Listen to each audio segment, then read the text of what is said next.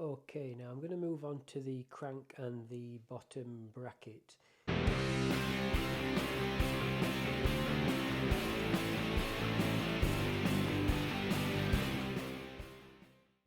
Now I found this crank online.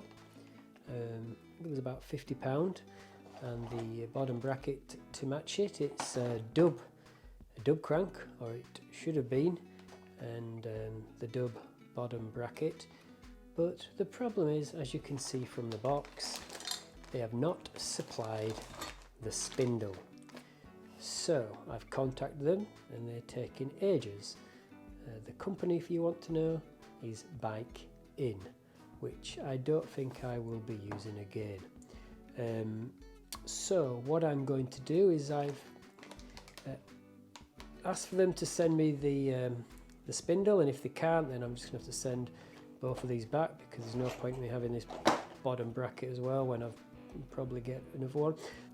And the problem is that with the bike industry being what it is now, you cannot get hold of parts. So I can get, this is a 170 length crank arm, and my brother's shorter than me, so he doesn't want anything bigger than that, and the only ones you can get are 175, which are unsuitable for him, and he's doing the bike for his partner as well, which is a similar height as him, so they're no good. So what I'm going to do is I'm going to take the crank and the bottom bracket off my bike upstairs, which is a 1x11 using friction shifters, and then I'm going to get I'm going to splash out of mine and maybe get a White Industries Velo orange beautiful single crank for that, with a square taper bottom bracket. So I'm going to go upstairs now, take the bottom bracket off the bike upstairs and the crank, come down here, show you what I've removed, and then I'll show you how to fit it on this bike. Okay, so here is the crank that I've removed from my 1x11 upstairs, and the bottom bracket. As you can see, the bottom bracket, it's in perfect condition. There's still the factory grease in there, both sides, and the crank, it hasn't even really rubbed where my feet have been on it. So the teeth are absolutely amazing. It's something that I put on quite recently.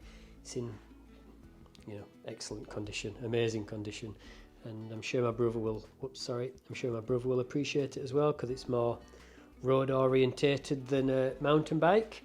Okay, so I've greased the threads. It's just a case of putting the bottom bracket in with the specific bottom bracket tool for that bottom bracket. Just remember that you've got on one side reverse threads, so when you would normally be tightening it in a clockwise direction, it's a left-handed thread, which means you will be doing the reverse to put one side in.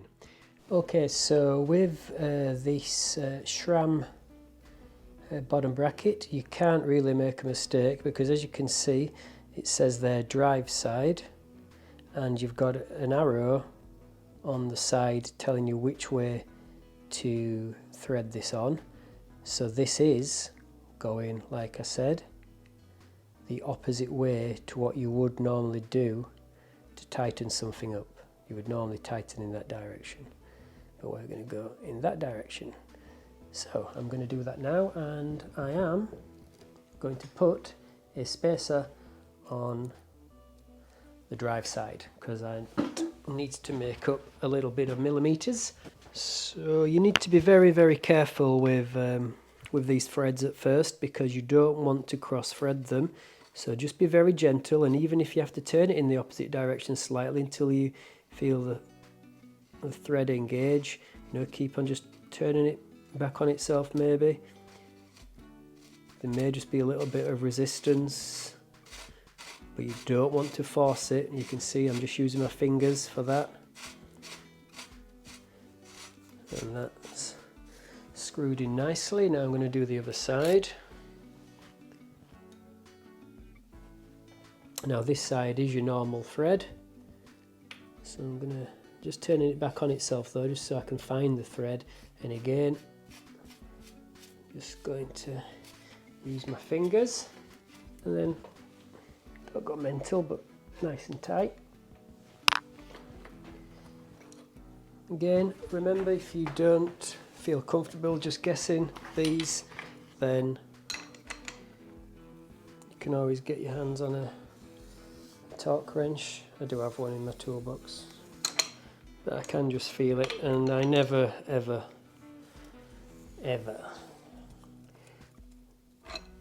think, right, I'm going to tighten this until there's no life left in me. Just nice and gentle, and you can feel when something's nipped up. Be mindful about it.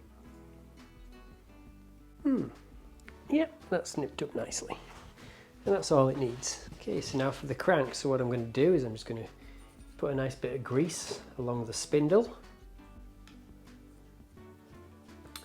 And I'm just going to slide that through.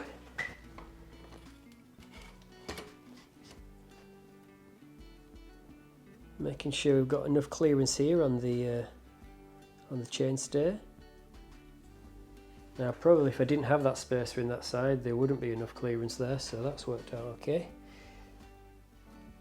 If you are a bit worried about spacers on your bottom brackets, then each manufacturer will tell you put 2 on the drive side or 2 on the non-drive side. That's in there nicely. Now we've got the other arm to put on, strap to washer. And this is just Allen keys. And to do this one, there's an Allen key size in the middle, so you've got the opening and then the inner, but again, these all vary, so just go on a website for that specific model and it will tell you how it goes on. So with this one, what I do is I tighten the inner nut until I've got the resistance, make sure there's no play. I can still feel there's a bit of play in that. So I just want it just so there's no play, because I don't want to over tighten it and put resistance on the bottom bracket, and you know, resistance is then harder for you to look at that. Perfect. So there's no play in that. If there's play, what's going to happen is you know, you've got the chance of something coming loose quicker, but also you're going to have wear and tear, and that is perfect. And then the outer nut just locks down just to stop the inner one coming loose, and it doesn't need to be, again, overly tightened. So I'm just going to tighten that up. Perfect.